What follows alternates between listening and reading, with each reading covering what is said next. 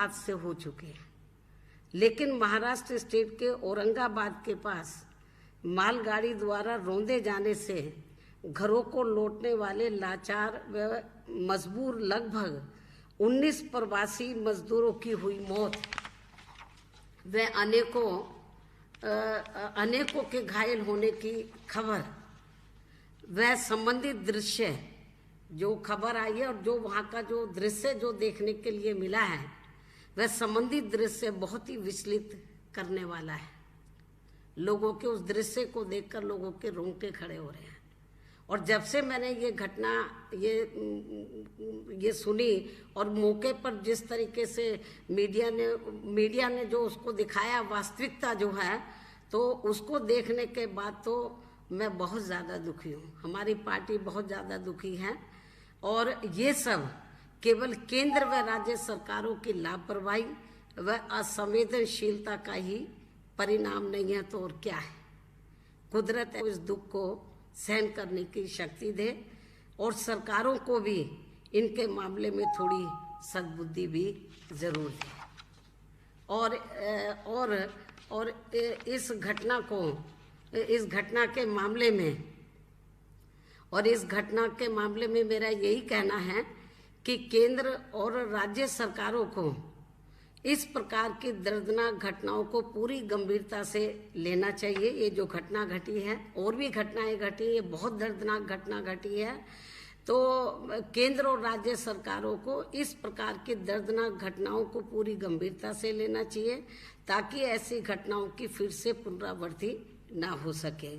साथ ही उनके पीड़ित परिवारों की पूरी आर्थिक मदद भी जरूर करनी चाहिए, क्योंकि उनकी आर्थिक मदद के साथ साथ उनके परिवार को नौकरी भी, किसी मेंबर को नौकरी भी इनको जरूर देनी चाहिए जो ये घटना घटी है। इसके अलावा लॉकडाउन के कारण बदहाल हुए प्रवासी मजदूरों को रेल व बस की मुफ्त व्यवस्था करके उन्हें उनके घरों तक सुरक्षित पहुंचाना चाहिए। सरकारें आखिर किस दिन गरीब व लाचार जनता के काम आएंगी।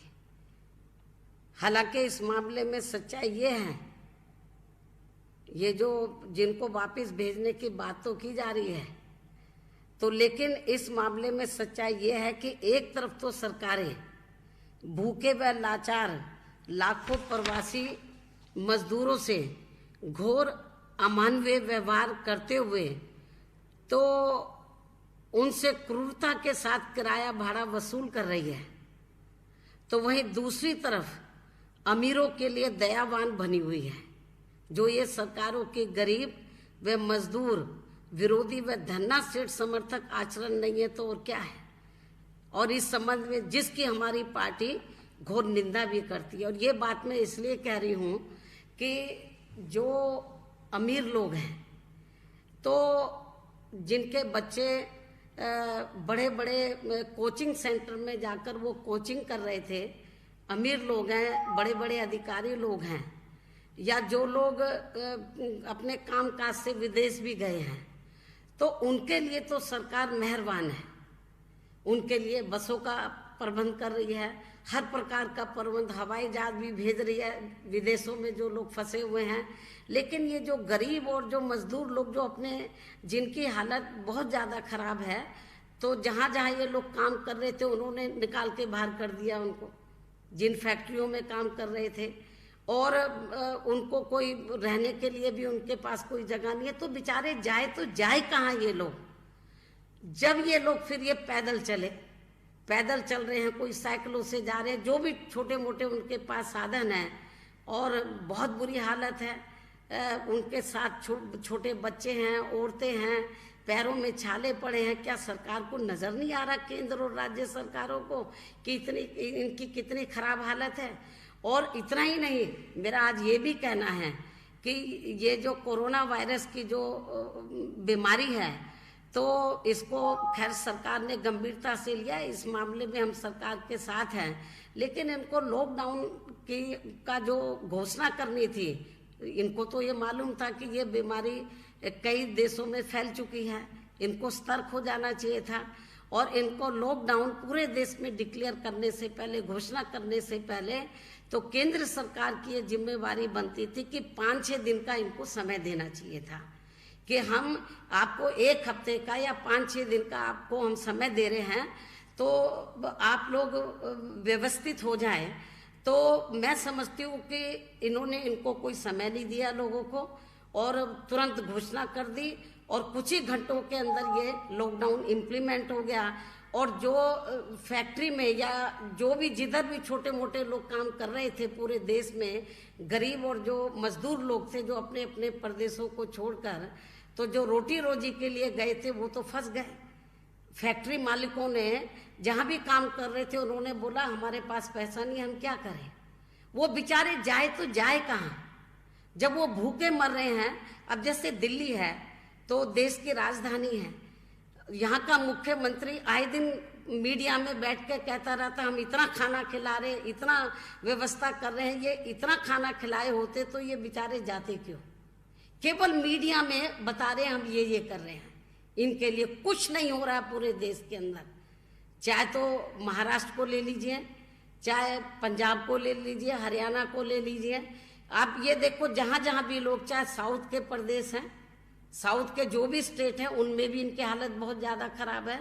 मेरी तो केंद्र सरकार से यही मांग है, केंद्र सरकार को इस मामले में आगे आना चाहिए और इनसे जो प्रवासी लोग जो फंसे हुए हैं तो मेरे ख्याल इनको पूरी आर्थिक मदद भी करनी चाहिए।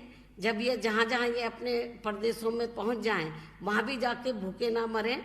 इनकी पूरी जिन जिन राज्यों में जा रहे हैं वहाँ के राज्य सरकारों को निर्देशित करें कि वो उनकी आर्थिक मदद करें और केंद्र सरकार को इनके मामले में जैसे वो जो धनवान लोगों के प्रति रवैया अपनाती है कि उनके लिए हवाई जहाज का प्रबंध करना, उनको और उनके बच्चों के लिए एयर कंडीशन गाड़ियों का प्रबंध करना। वही चलो इनके लिए एयर कंडीशन तो नहीं, कम से कम इनके घर तो इनको सुरक्षित पहुंचा देना चाहिए।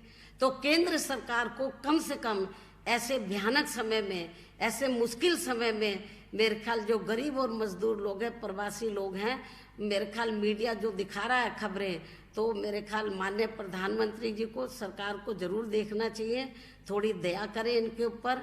मैं समझती हूँ कि ये वक्त की नजाकत है और मेरे ख्याल इनको केवल कहने से काम नहीं चलेगा, उनको इसको मॉनिटर भी करना चाहिए, इसको रिव्यू भी करना चाहिए, समीक्षा करना चाहिए।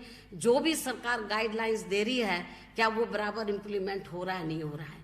आप ये जो श्रमिकों को लेके अभी बहुत कानून बन रहे हैं, बड़ा दयावान बन रहे हैं, केवल मीडिया में उनकी पब्लिसिटी हो रही है। चाहे यूपी का मामला या अन्य स्टेट का मामला है कि हम श्रमिकों के लिए ये करेंगे वो करेंगे, ये पेपरबाजी से काम नहीं चलेगा। जमीनी हकीकत में, प्रैक्टिकल में उनकी मदद करनी चाहिए। मेरा ये केंद्र की सरकार को, राज्य सरकारों को भी ये कहना है, ये मांग है। धन्यवाद। अन्याय हो रहा है, जो उनके पूरे अधिकार हैं, तो चाहे यूपी का मामला या अन्य सरकारों का, अन्य राज्यों की सरकारों का मामला, जो उनके अधिकार है वो उनको मिलने चाहिए।